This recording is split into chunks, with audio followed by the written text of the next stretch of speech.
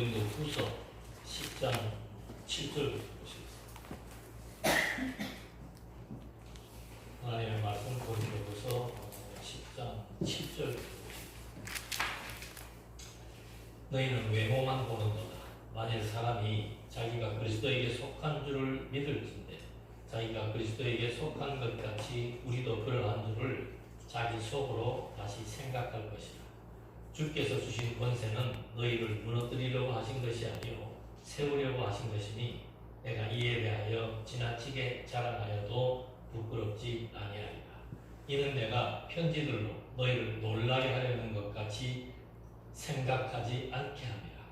그들의 말이 그들의 편지들은 무게가 있고 힘이 있으나 그가 몸으로 대할 때는 약하고 그 말도 시원하지 않다니 이런 사람은 우리가 떠나 있을 때 편지들로 말하는 것과 함께 있을 때 행하는 일이 같은 것임을 알지라.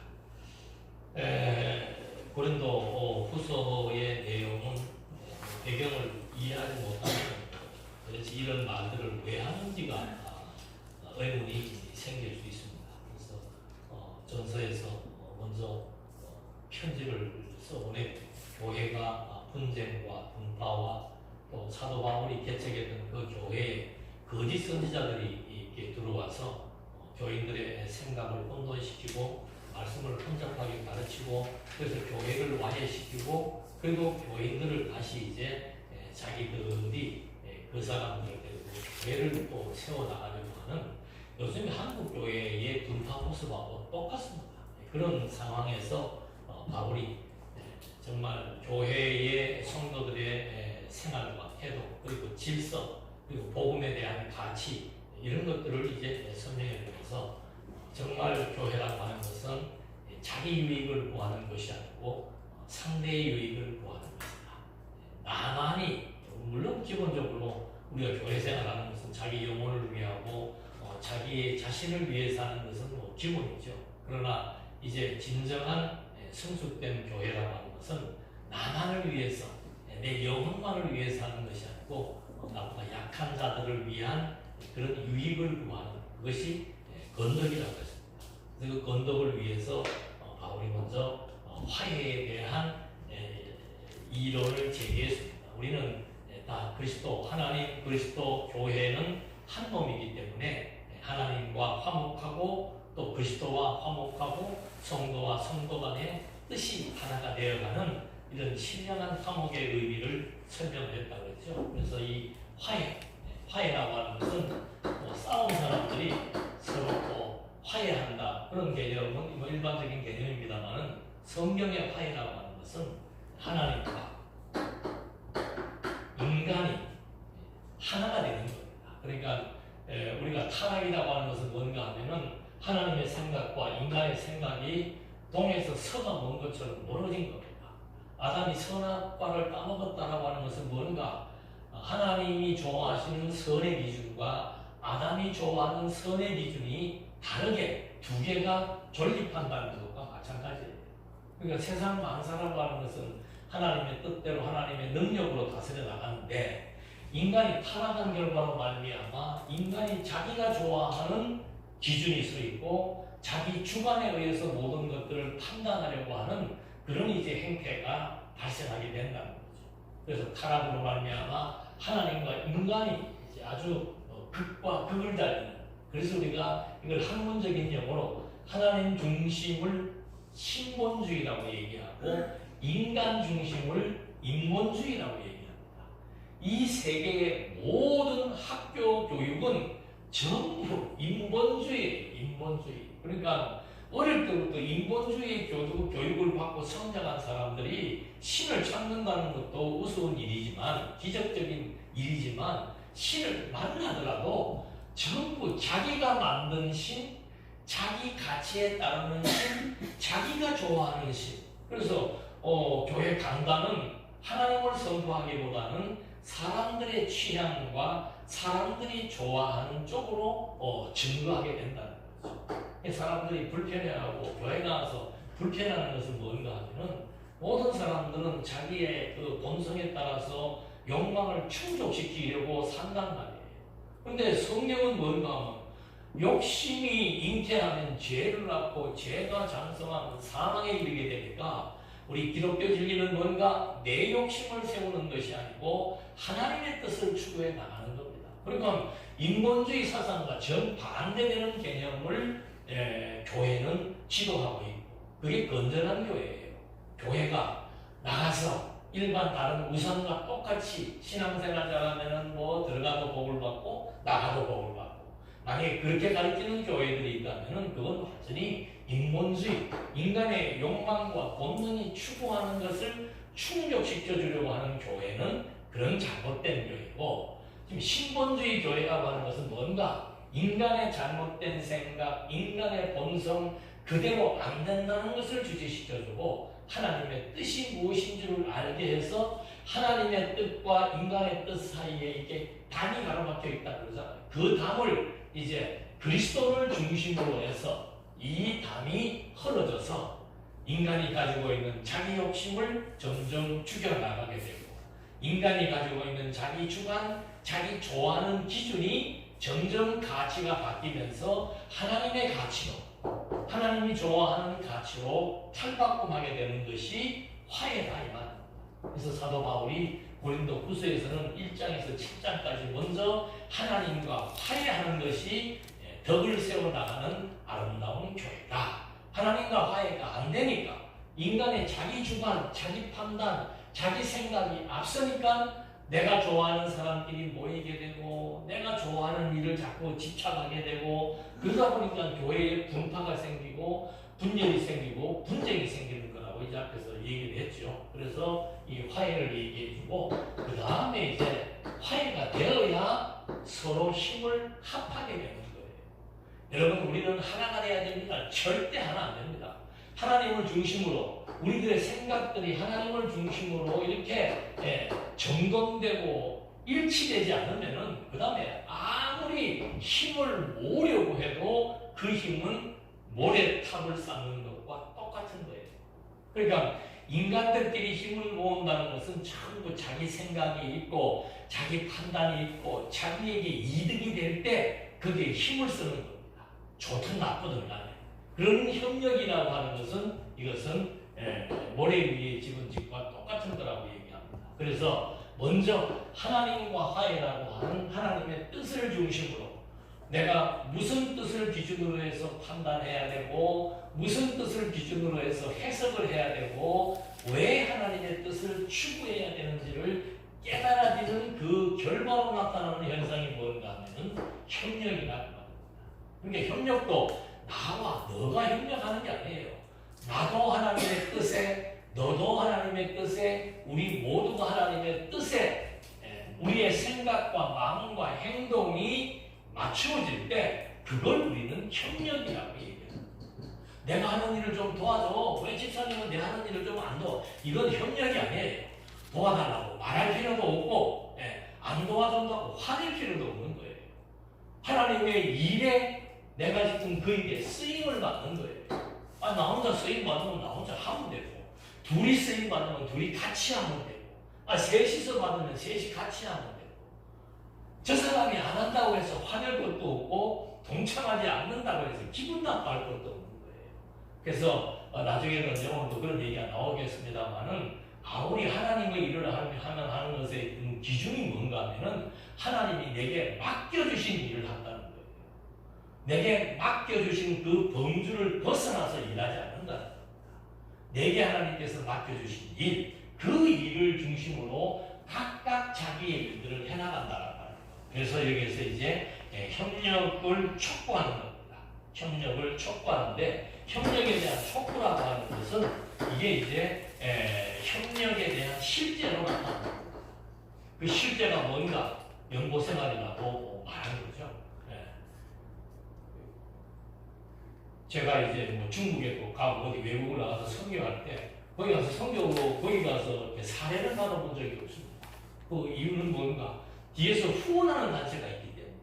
동산교회가 후원하든지 선교회가 후원을 하든지 해서 가서 복음을 전파하는 것처럼 이 협력이라고 하는 것은 이 하나님의 선한 일이에요. 하나님의 선한 일에 위해서 우리가 힘을 모은다. 이것이 바로 뭔가? 그게 협력의 실제인 연보행위에 대해서 얘기하는 거라고 이제 8장 9장에서 얘기했고, 그 다음에 협력을 도모하는 것, 촉구하는 것. 두 번째가 협력을 도모하는 겁니다.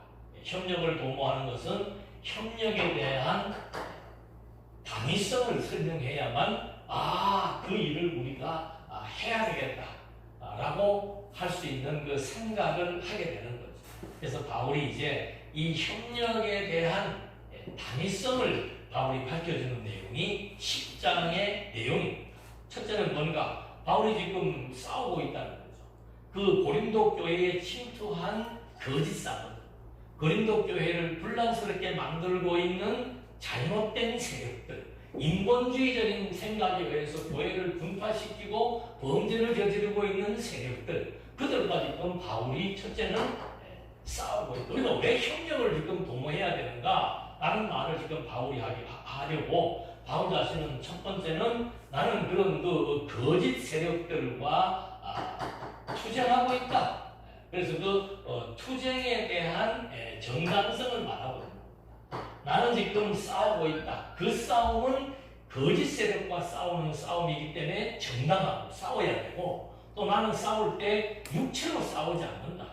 무슨 힘으로 싸우거나 권력으로 싸우거나 이런 식으로 싸우는 것이 아니고 나는 진리로 싸운다. 그래서 이 싸움이라고 하는 것, 고린도 교회를 향해서 사도 바울이 지금 투쟁을 하고 있는데, 그 투쟁이 왜 정당한 투쟁인가? 거짓 세력들과의 싸움이기 때문에 정당한 거고 싸워야 되는 거고, 두 번째는 왜 그 싸움이 정당한 건가? 그건 바로 내가 힘으로 싸우는 것이 아니고 권력으로 싸우는 것이 아니고 하나님의 말씀으로 싸우기 때문에 그 싸움은 정당한 것이다 라고 얘기하는 겁니다. 그 다음에 지금 오늘 읽어드린 말씀은 뭔가 하면 사도권을 변호하기 위해서 지금 바울이 자기의 어떤 기준을 가지고 얘기하는 거예요. 그 사도권을 지금 변호하는 이유가 바로 뭔가 하면은 내가 지금 싸우는 싸움, 우리가 그 협력을 해야 되는데 그 협력을 도모하자고 지금 얘기를 하는데, 그 협력을 도모해야 되는 그 이유가 무엇인지를 지금 바울이 말하려고 하는 겁니다. 그 말을 하는데, 첫 번째는 투쟁에 대한 정당성을 바울이 변호했고, 두 번째는 뭔가? 평가하고 있는 그 평가의 타당성이 무엇인지, 지금 뭐를 지금 바울이 평가를 하려고 하고 있습니다. 그 평가를 하려고 하는데, 그 평가가 왜 타당한 건지를 바울이 지금 말해주고 있는 거죠. 그래서 1절로부터 10장 7절로부터 읽어드린 그 11절까지의 말씀에서는 사람들이 사람을 평가할 때는 외모로 평가한다는 거죠. 근데 사도 바울은 외모로 평가하는 것이 아니다.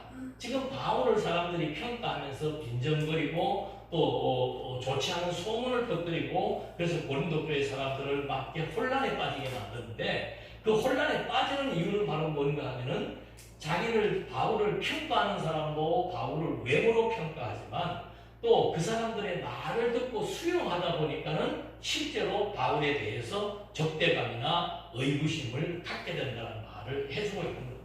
그래서 7절에 너희는 외모만 보는도다. 만일 사람이 자기가 그리스도에게 속한 줄을 믿을진데 자기가 그리스도에게 속한 것 같이 우리도 그러한 줄을 자기 속으로 다시 생각합니다. 만약에 내가 그리스도에게 속한 사람이라면은 사도 바울도 그리스도에게 속했다 이 말입니다. 그렇다면 한번 다시 생각해요. 내가 바울이 그리스도에 속하지 않은 사람이라면은 나를 불신해도 좋지만 지금 나도 그리스도에게 속했고 여러분도 그리스도에게 속했다는 사실이 확고하다면은 그게 나에 대해서 오해할 필요가 없다는 거죠. 이게 참 우리가 생각할 때 사도 바울이 복음을 전했고 사도 바울이 교회를 세웠고 하면 그 얼마나 그 교회가 탄탄하고 대단하고 바울이 가는 데마다 박수를 받고 환영을 받고 인정을 받아야 되겠습니까? 그런데 정반대 현상이 왔어요. 바울이 정말 그 혼자 노동을 해가면서 개척해서 세워놓았던 고린도 교회가 이제 바울이 1년 6개월 정도 열심히 수고해서 교회를 세워놓고 바울은 다른 지역으로 갔는데 거기 지금 거짓 선지자가 침투를 하. 여러분 거짓 선지자라 그러면은 무슨 옷을 이상하게 입거나 생긴 게 이상하게 전혀 그렇지 않습니다. 대한예수교 장로의 총회 신학, 정통 신학을 한 사람들이 거짓 선지자 노릇을 할 때 그걸 분별하기 힘든 거예요. 우리는 뭐 사단의 권세다, 거짓 선지자다. 여러분 정말 무서운 거는 요새 그 유명한 그 이단 뭐예요? 신천지. 신천지나 부업파가 무서운 게 아니에요. 대한예수교 장로의 간판을 몰고 누구라도 다 선망하는 총회 신학 대학을 나오고 박사학위를 가졌는데 그 사람이 전하는 복음이 하나님의 중심, 하나님의 뜻을 선포해서 하나님이 어떤 분이신 줄 알고 하나님 앞에 내 욕심을 조정하고 절제하고 내 생각들을 조정해서 하나님 앞에 내 뜻을 굴복시켜 나가도록 가르치지 아니하고 자꾸 윤리, 도덕적인 교훈을 가르친다면 그건 거짓 선지자나 다름이 없는 거예요. 여러분 윤리, 도덕이라고 하는 것은 불교에 가도 있고 공자도 끊임없이 윤리, 도덕을 얘기하고 있고 어느 서적을 접하더라도 어느 철학을 접하더라도 많은 사람들이 추구하는 방향은 뭔가 인간의 도덕성, 인간의 윤리를 추구하는 것은 인본주의 신학의 인본주의 학문의 가치예요. 근데 기독교를 그런 종교로 지금 생각하고 들어온 거예요. 그래서 예수 믿는 사람은 이거 하면 안 되고 저거 하면 안 되고 또 해도 된다는 말을 하는 건 아니에요. 그것이 기독교가 아니라는 거죠. 기독교라고 하는 것은 철저하게 다른 철학과 다르고 다른 종교와 다르고 오직 하나님의 존재, 그리스도를 통해서 하나님의 살아계심을 확증시켜주는 이것이 기독교의 본질이라고 합니다. 그런데 고린도 교회에 쭉 바울이 온전한 복음을 증거해서 왜 예수가 그리스도인지, 그의 부활이 왜 필요했던 것인지, 왜 그가 하나님의 아들인지, 그리고 하나님의 나라가 정말로 실존하는 것인지, 그거를 수년 동안 끊임없이 온종일 그냥 날마다 가르쳐서 교회를 세워놓았는데 거짓 사도들이 들어와서 기독교라고 하는 것은 꼭 부활이 예수가 죽었다가 부활했다는 그 사실 자체가 중요한 것이 아니다.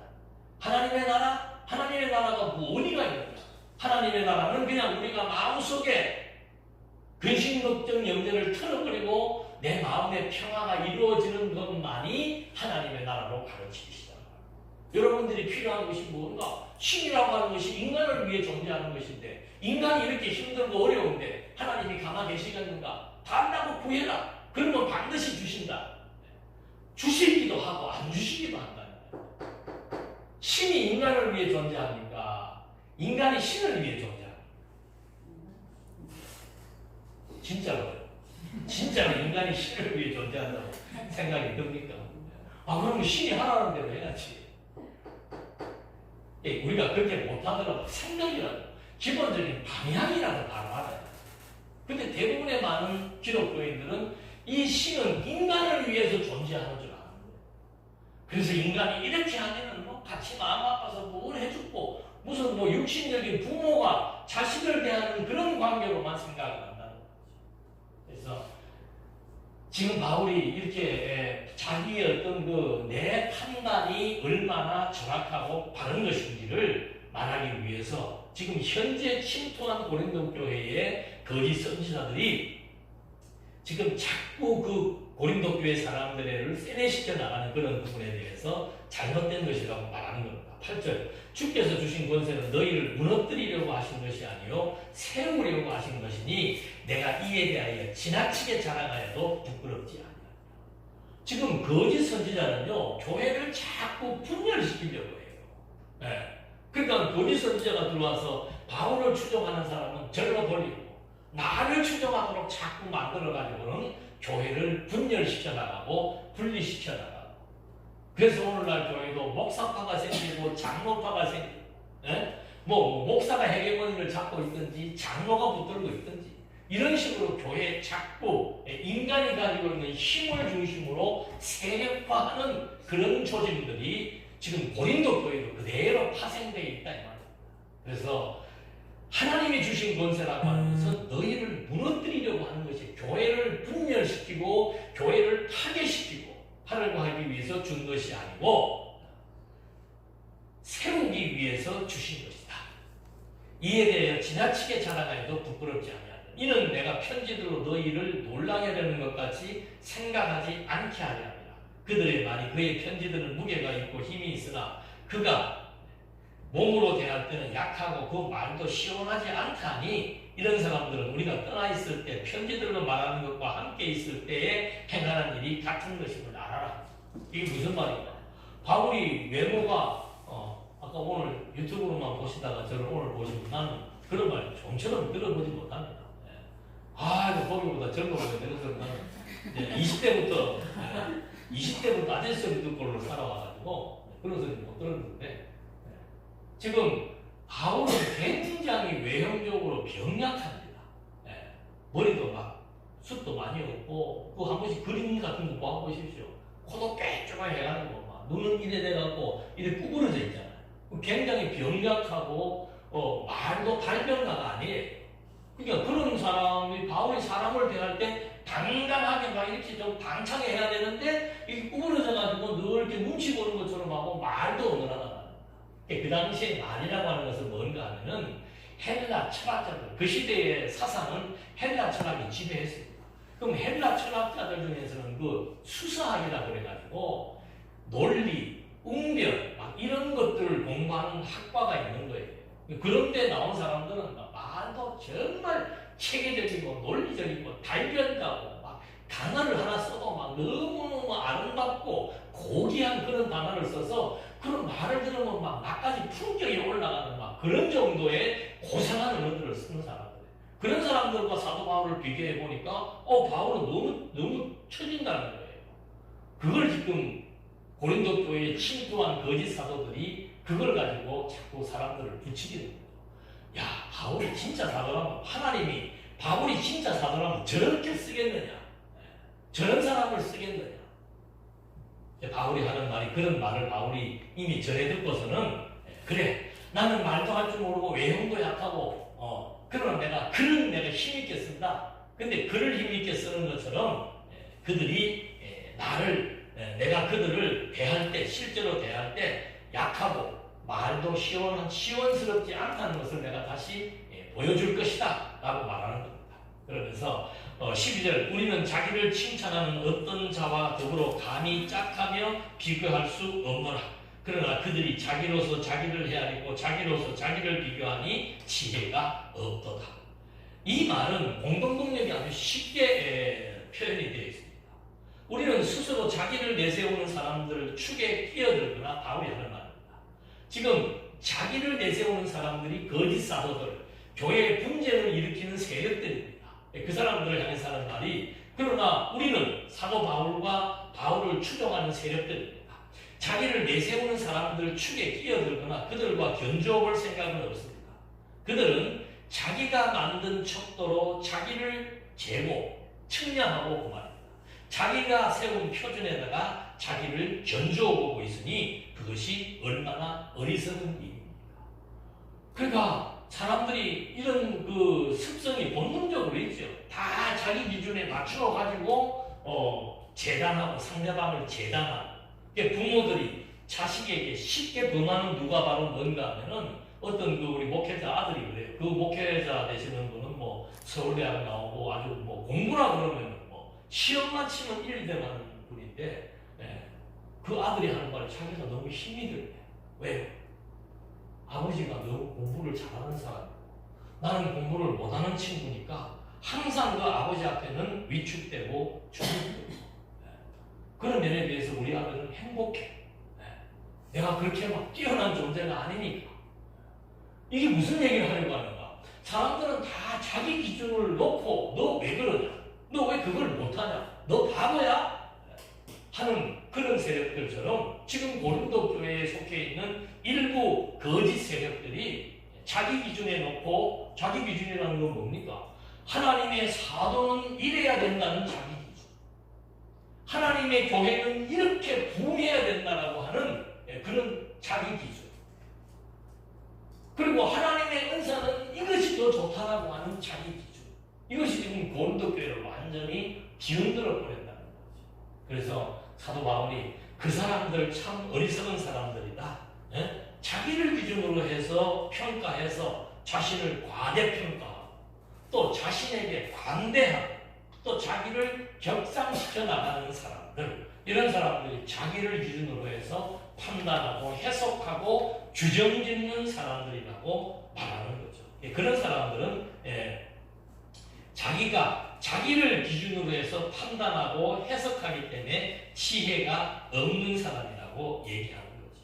그래서 기독교가 말하고 있는 하나님이 보실 때 가장 큰 범죄 행위는 뭔가? 인간이 이거 제일 좋지 않은 용어입니다. 자기라고 합니다. 내 스스로 기준이 되고 내 스스로 세우려고 하고 내가 판단자가 되어서 무엇을 판단하고 비판하고 비난하고 그리고 결론 짓고 하는 이런 것들이 이게 아담이 가지고 있는 속성입니다. 그러니까 선과 악, 좋고 나쁨에 대한 기준은 하나님 한 분밖에 없어요. 그게 절대자란 말입니다. 하나님만이 선하다, 하나님만이 악하다 판단하고 심판할 수 있는 심판자인데 인간이 선악을 알게 되니까 인간이 하나님의 자리에 앉았고 자기가 이것은 좋다, 나쁘다, 된다, 안 된다, 식이다, 아니다, 크다, 작다, 모든 것을 평가하기 시작합니다. 그게 기독교가 말하는 가장 근본적인 죄의 유형이라 말입니다. 우리는 뭐 도둑질하고 이런 거는 크게 나쁜 죄로 적어도 내가 하나님의 자리에 앉아서 내가 자식을 뭐 어떤 상황을 판단하고 규정하고 재판하고 심판하고 하는 그것에 대해서는 뭐 그럴 수도 있지 그럴 수가 없습니다. 그게 인간이 저지르는 가장 고압스러운 죄예요. 어제도 우리 연구생들 중에 왜 사람들이 이 신학을 하게 되면 가장 먼저 던지는 질문이 자유의지입니까? 라고 묻더라고요. 그렇잖아요. 신학을 하는 신학생도들이 처음에 부딪히는 게 뭔가 하면은 하나님과 인간의 관계 설정이에요. 관계 설정. 하나님의 자리가 어디고 인간의 자리가 어딘지를 모르는 거예요. 하나님이 인간보다 조금 더 능력이 있어서 인간도 할 수 있고 하나님도 할 수 있고 그렇게 출발을 하니까 신학이 비정상적으로 파생될 수밖에 없어요. 하나님만이 하실 수 있는 창조주만이 피조물을 당신의 능력으로 살리기도 하고 죽이기도 할 수 있는 존재하게도 하고 존재하지 못하게도 하는 파멸시키기도 하고 다시 회생시키기도 하는 그게 하나님만이 하실 수 있는 일이에요. 자꾸 현상적으로만 판단하니까 네가 그때 그렇게 해서 잘못된 거 아니냐? 네가 그렇게 해서 성공한 거 아니냐? 전부 인간이 주도적인 역할을 하려고 하는 그런 행태들, 이게 기독교에서 말하는 가장 무서운 죄라는 거죠. 그래서 지금 바울은 그런 배경 속에서 자기를 중심으로 판단하고 자기를 중심으로 심판하고 자기를 중심으로 평가하는 이건 참 무서운 사람들이고 어리석은 사람들이고 지혜가 없어서 그렇다. 13절. 그러나 우리는 분수 이상의 자랑을 하지 않고 오직 하나님이 우리에게 나눠주신 그 범위의 한계를 따라 하노니 곧 너희에게까지 이르는 것이다. 우리는 분수, 그러니까 여러분 그 로마서에서 영적 예배의 두 번째 나오는 게 뭡니까? 첫째는 하나님의 뜻이 무엇인지를 분별하고 두 번째는 믿음의 분량에 만족하는 거예요. 그게 분수 이상을 벗어나지 않는 겁니다. 분수가 뭔가 내게 주신 하나님의 분량이에요. 분량이면 분복이에요. 그러니까 복음을 전하는 것도 하나님이 내게 주신 분복이 있다. 저는 참 다행스러운 것이 신학의 첫 강의 시간에 깨달은 게 뭔가 하면 이거였어요. 하나님이 나는 나로서 내게 맞는 분수와 분벽과 한계와 분량에 따라서 나는 쓰신다. 내가 다른 목회자와 비교할 필요도 없고 다른 신학생이나 다른 무슨 목사들하고 비교할 필요도 없고 나는 나로서 나 혼자 하나님과 나와의 절대 평가 속에서 내게 주신 하나님의 분복과 분량과 여건과 환경과 은사 따라서 내 일만 열심히 하면 된다. 그래서 비교적 저는 다른 사람들하고 비교하면서 시리에 빠지거나 좌절하거나 뭐 질투하거나 경쟁하거나 하는 것이 전혀 없지는 않지만 보통 사람들보다는 좀 작았어요. 빨리빨리 정리를 하는 거예요. 갑자기 나보다 더 나은 사람을 만났다. 아, 나는 왜 이럴까? 순간적으로 그런 마음이 들다가도 이제는 뭐 나이가 이제 60이 넘어서서 중반에 들어가니까 그런 생각은 점점 더 없어진 거예요. 지금까지 살아온 것이 너무 감사한 거예요.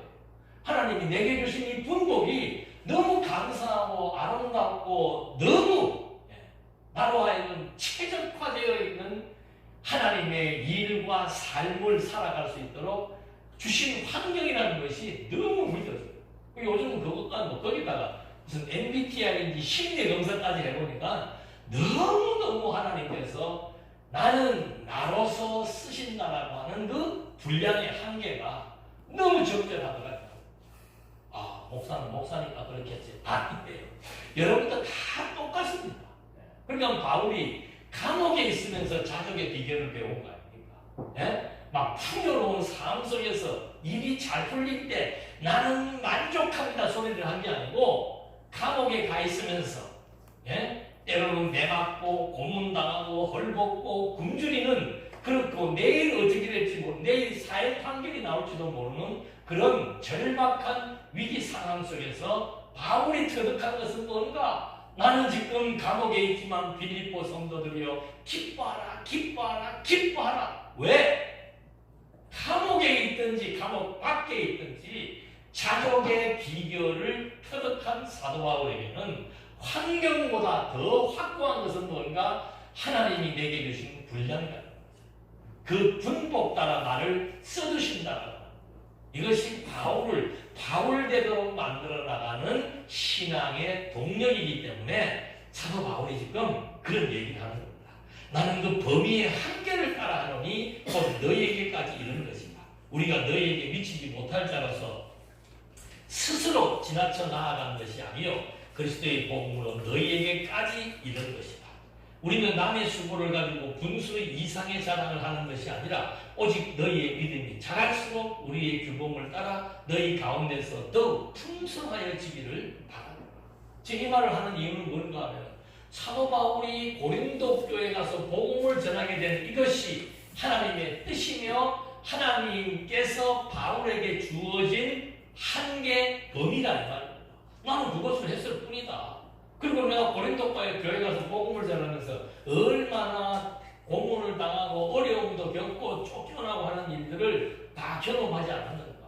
그래서 나는 거기에 만족한다 라고 하는 말을 하면서 지금 누구를 염두에 두고 하는 말인가 하면 사도 바울이 그렇게 죽을 고생을 해갖고 고린도 교회를 개척해놨는데 이제 교회 사람들이 좀 모이고 교회가 되려고 하니까 또 다른 사람이 하나 싹 침투를 해가지고 자기를 중심으로 사람들을 모으기 시작하면서 교회를 분열시켜서 또 다른 교회를 세우려고 하는 그런 획책, 그거에 대해서 바울이 지금 정확하게 지적을 하는 겁니다. 그래서 여기 지금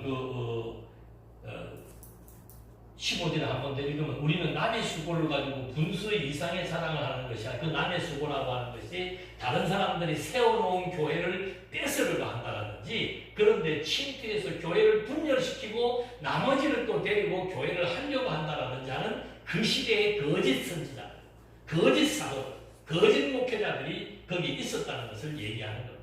그러나 너희의 믿음이 자랄수록 우리의 규범을 따라 이게 규범이라고 하는 것은 하나님이 정해준 범위를 말합니다. 하나님이 바울에게 정해준 범위, 한계, 분량, 분복에 따라서 너희 가운데서 더 풍성하여지기를 바랍니다. 이는 남의 규범으로 남이 만들어 놓은 반경, 범위를 내가 거기에 들어가서 마치 내가 한 것처럼 자랑을 하려고 하고 내가 한 것처럼 내가 취득하려고 하는 그런 행동을 바울은 한 적이 없다라고 하는 말을 하는 거죠. 그래서 자랑하는 자는 주 안에서 자랑할지니라. 즉 자랑하는 자는 그리스도를 자랑할지니라. 내가 하나님께서는 나에게 분량, 한계를 주셔서 나로 하여금 어떤 지역에 가서 어떤 일을 하게 하신 분이 하나님이시기 때문에 내가 설령 자랑할 것이 있다면 그리스도를 자랑해라. 그리고 남이 쌓아놓은 그 지역의 침투에서 교회를 붕괴시키려고 하거나 그렇게 해서 또 다른 어떤 세력을 만들어서 교회를 세우려고 하는 그런 거짓 세력들에 대해서 바울이 아주 확실하게 얘기를 하는 겁니다. 옳다 인정함을 받는 자는 참으로 인정을 받을 수 있는 사람은 그 말입니다. 자기를 칭찬하는 자가 아니에요. 오직 주께서 칭찬하는 자십니다. 자기를 칭찬한다는 아까 그 말이에요. 전부 자기 합리화가 있습니다. 당신 왜 남의 교회에 와서 그렇게 해서 교회를 분란시키고 또 교인들을 데리고 나가서 개척을 해라고 물으면은 거기에 대한 자기 변명과 자기 합리화, 자기 기준과 자기 해석에 따르는 변명과 합리화를 시도한다는 겁니다. 그러면 안 된다는 겁니다. 하나님은 사도를 보낸 것은 교회를 허물기 위해 보낸 게 아니고 교회를 세우기 위해 보냈는데 그 교회를 허물어서 또 다른 행동을 취한다는 것, 그것은 올바른 행동이 아니기 때문에 자기를 칭찬하는 자, 하나님이 쓰시는 자, 하나님이 함께 하시는 자는 하나님으로부터 인정함을 받는 자는 자기를 칭찬하는 것이 아니고 오직 주께서 칭찬하는 자다. 자, 주께서 칭찬하는 자는 어떤 자를 칭찬하는가? 이제 그에 대한 내용이 11장에 나오는 겁니다. 이제 나를 사도로, 즉 다시 말해서 이제는 공정한 판단이 무엇인 줄 이제 확인했다면은 이번에는 진위를 분별해요. 뭐가 진실이고 뭐가 위선이고 무엇이 거짓이고 무엇이 참인지를 분별하라고 바울이 얘기하는 겁니다. 지금 이거 심각한 얘기하는 거예요. 우리는 배경을 모르면 뭐 이게 무슨 철학적인 또는 윤리적인 얘기 같지만 그 얘기 아닙니다. 바울이 개척에 놓았던 그 교회에 거짓 세력이 침투해가지고 교회를 이렇게 딱 분열시켜서 그들을 따르는 사람과 바울을 따르는 사람을 딱 갈라버리고 이 사람들을 내쫓든지 자기들이 이 세력을 만들어서 교회를 세우려고 했던 그 거짓 세력들에 대해서 바울이 단호한 어조로 지금 말하고 있고 고린도 교회 성도들로 하여금 이제는 흔들리지 말라는 거예요. 뭐가 진실이고 무엇이 거짓인지를 한번 봐라. 이 말을 지금 바울이 11장 1절로부터 해주려고 하는 겁니다. 첫 번째는 뭔가? 원하건대 너희는 나의 좀 어리석은 것을 용납하라. 청하건대 나를 용납하라. 이게 이제 뭔가 바울이 이제 자기 변호를 좀 하겠다는 겁니다. 네? 인간적이지만은 어리석은 짓이지만은 내가 좀 왜 자꾸 자기와 거짓 세력들과 비교를 하니까 나도 할 말이 있다는 거예요. 내가 하나님의 열심으로 너희를 위하여 열심을 내노니 내가 너희를 정결한 처녀로 한남편인 그리스도께 드리려고 중매하리로다. 그러나 나는 대리 그 관계로 하와를 미혹한 것 같이 너희 마음이 그리스도를 향하는 진실함과 깨끗함에서 떠나 부패할까 두려워. 첫 번째 내용은 뭔가 하면은 바울은 무슨 일을 했는가 하면 이 성경, 이 진리의 말씀을 통해서 그리스도가 어떤 분이신지를 확증시켜서 성도들로 하여금 그리스도를 믿도록 그리스도를 추정하도록 만들었다는 얘기를 하는 거예요. 그게 지금 진위 분별의 첫 번째 기준입니다. 제가 여기 있어서 여러분 이 말씀을 가지고 여러분들로 하여금 나를 자꾸 추앙하고 나를 자꾸 추대하고 나를 지금 의지하게 만들었다면은 그건 저는 거짓 사도예요. 거짓 목회자죠. 여러분들이 판단하십시오. 여러분들의 마음을 자꾸 빼앗아서 여러분들로 하여금 나 없이는 살 수 없이 그렇게 내가 만약에 만들어 놓았다면은 모르지 그것도 본인들이 또 병적인 증상이 있어서 나를 그렇게 바라본다면은 그건 치료받아야 되는 얘기입니다.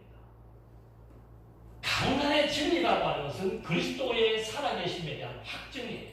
왜 예수가 하나님의 아들 그리스도에 대한 확증, 그 그리스도를 통해서 우리는 하나님의 살아계심을 믿을 수 있기 때문에 사도 바울이 지금 자기가 한 일에 대해서 먼저 설명을 하면서 강개한 뱀의 사단의 역사는 뭔가?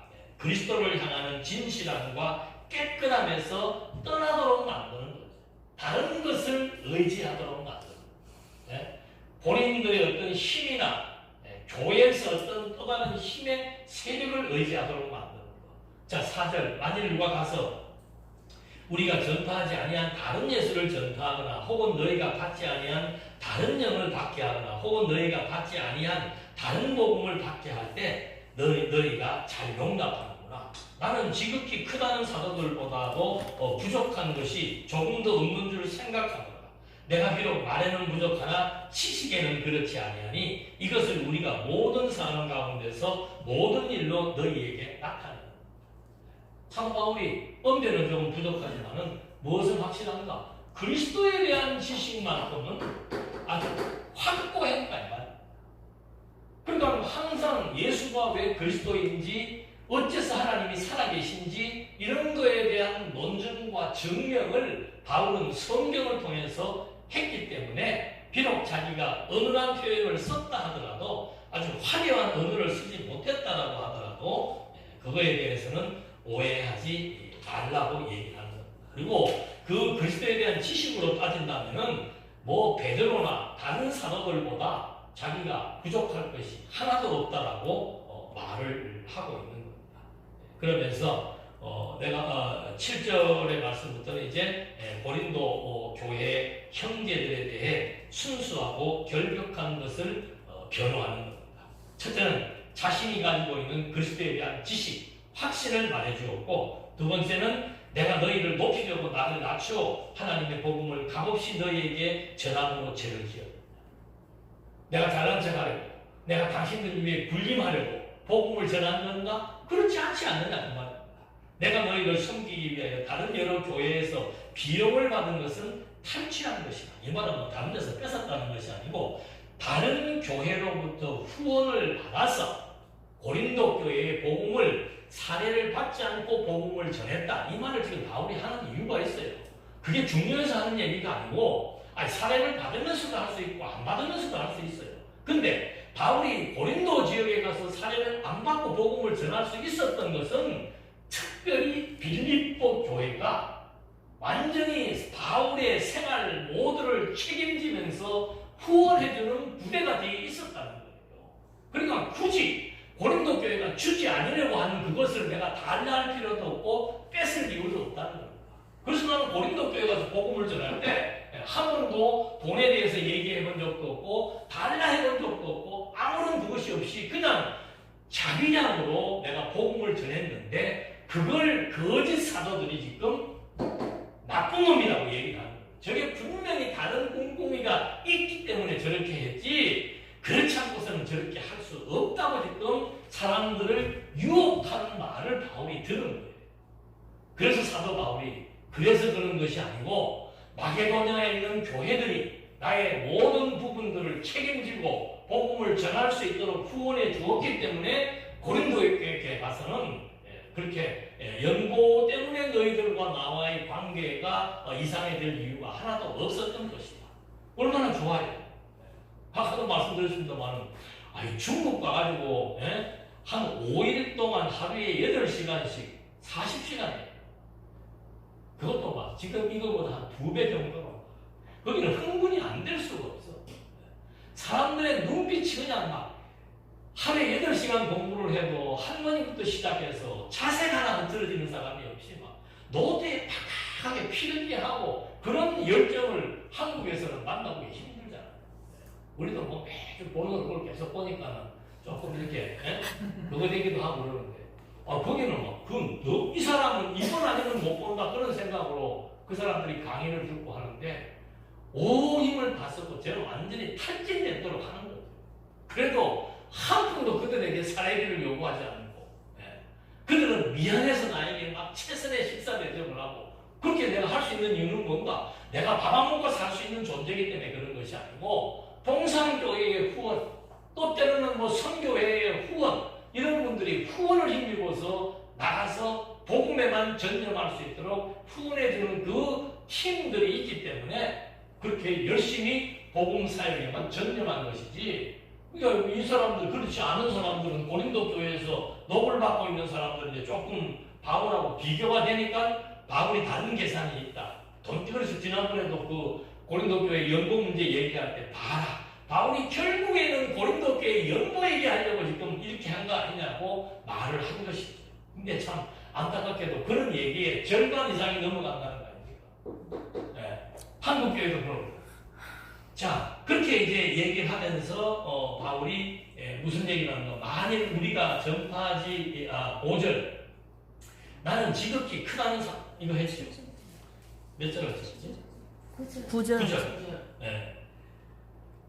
또 내가 너희와 함께 있을 때 비용이 부족하였을 때 아무에게도 누를 끼치지 아니하였으면 마게도냐에서 온 형제들이 나의 부족한 것을 보충하였습니다. 내가 이 모든 일에 너희에게 폐를 끼치지 않기 위하여 스스로 조심하였고 또 조심하리라.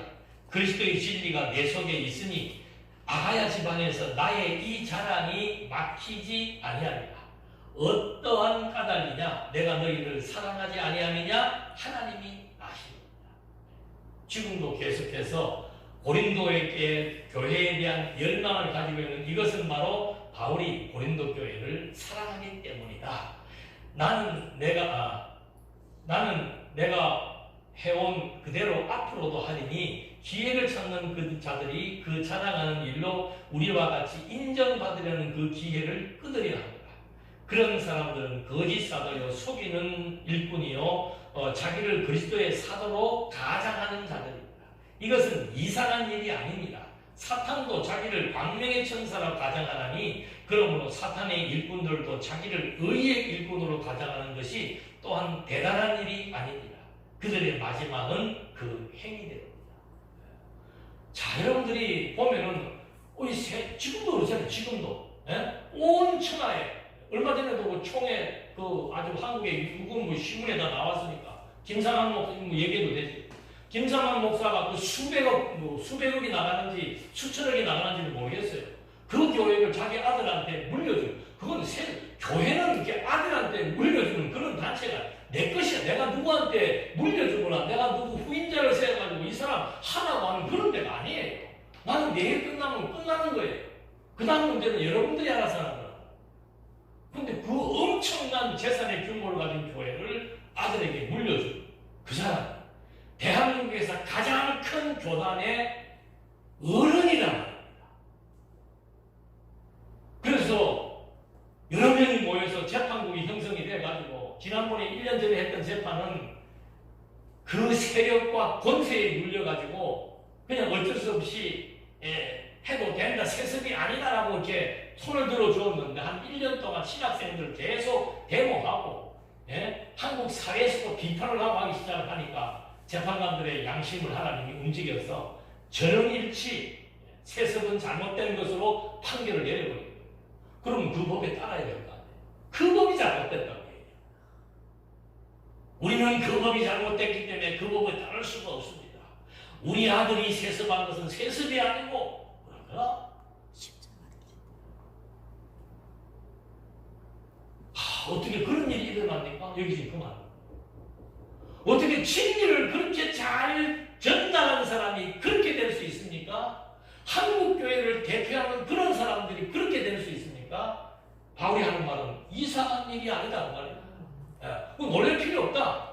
어떤 사람이든 여러분 사울에게도 성령이 떠나고 있는 사단이 들어와버리니까 사울이 완전히 이성을 잃어버린 행동을 하잖아요. 사위를 죽이려고 하잖아요. 그러니까 하나님께서 우리를 분량 따라 써주신다는 것에 대한 진정한 가치를 이해하지 못한다면 그래서 바울이 이제 오늘은 시간이 나서 못하겠습니다만 이제 바울이 자기가 진정성이 있다는 것을 뭐로 입증하려고 하는가? 고난을 가지고 입증하는. 여러분 이 교회에 와가지고 그 다음에 힘들고 어려운 교회에 누가 내가 내 아들을 물려준다면 우리 아들이 받겠습니까? 안 받죠. 그러나 동산교회에 오기만 하면 내 평생 고요식 한다 그러면은 어떻게 해요? 아버지 나한테 좀 넘기시오. 그렇게 말을 하든지 아버지도 넘겨줄 거 아니에요. 근데 바울이 하는 말은 뭔가 하면은 그런 사람들 시험할 수 있는 것은 딱 하나 있다. 굶기면서 한번 해봐라. 힘들고 어렵고 고통스러운 여건 속에서도 끝까지 예수가 그리스도의 힘을 증거하고 있는지 그게 결국은 마지막까지 가서 판별할 수 있는 기준이 된다. 괜찮아요. 요즘에 뭐 후배들이 너는 이제 나이가 있으니까 이제 후배들을 자꾸 생각을 하고 이거 뭐 해야 됩니까 안 해야 됩니까 할 때 선뜻 말을 못하는 것 중에 하나가 뭔가 하면은 이 문제예요. 지금 일을 올바로 증거했을 때 막 기본적인 것이라도 유지가 된다면은 해라. 네가 뭐 웬만한 직장보다 나은 애는 막 해라라고 바보치기라도 하겠는데 아이고 이거 하면은 고생길이 뻔한데 아까 우리 자매님 그러잖아요. 성경대로 가면 사람들이 불편해하고 이렇게 성경을 풀어 가르치면 힘들어한다. 대중이 그런 거예요. 대중이. 그러니까 대중을 따라갈 것인가 아니면은 그냥 힘들고 어렵더라도 해야 되는 말을 그대로 할 것인가. 근데 제가 오늘 아침에 이 성경을 보면서 나도 이제 좀 자신있게 얘기해 주자. 네가 정말 진리에 대한 가치를 아느냐? 이 말씀을 증거하고 살고 싶으냐? 예, 그러면 해라. 바울이 디모데에게 왜 내가 고난받은 것처럼 너는 고난받지 말라고 말하는 것이 아니고 너도 고난을 받으라고 말한 이유가 바로 뭔가? 그게 바울의 진정성을 입증할 수 있는 하나의 기준이 되었다는 것을 바울이 증거하고 있는 거예요. 위축될 것도 없고 좌절할 것도 없고 시기에 빠질 것도 없고 하나님께서 우리들에게 주신 분량, 분복, 여건과 상황 그런 것들을 따라서 하나님만을 알고 의지하며 경외하며 살아가게 하시는 우리의 인생길, 이게 가장 복된 길이라고 하는 사실을 함께 확인해보고 기도하시겠습니다. 은혜와 사랑이 풍성하신 하나님 아버지, 수없이 많은 교회, 수없이 많은 진리들이 난무하는 가운데서 하나님은 끝까지 이 진리의 말씀을 선포하게 하시고 지켜지게 하시고 또 이 말씀을 통해서 죽은 생명들을 소생시키시는 놀라운 역사들을 오늘 저희들을 통해서도 확증하게 하시니 감사합니다. 하나님을 믿는 자들의 삶이 비록 궁핍하고 어려움이 있다 할지라도 하나님을 믿음에도 불구하고 많은 환난이 닥쳐온다 할지라도 하나님의 백성들의 중심에는 이런 외모와 외형과 환경을 통해서 판단되는 것이 아니고 오직 진리에 대한 가치로 내 인생이 판단되고 진리에 대한 사명이 내 삶을 주도적으로 끌어나갈 수 있도록 우리 모두에게 하나님을 아는 지식이 내 삶의 가치가 될 수 있도록 인도해 주시옵소서. 아멘. 예수님의 이름으로 기도드립니다. 아멘.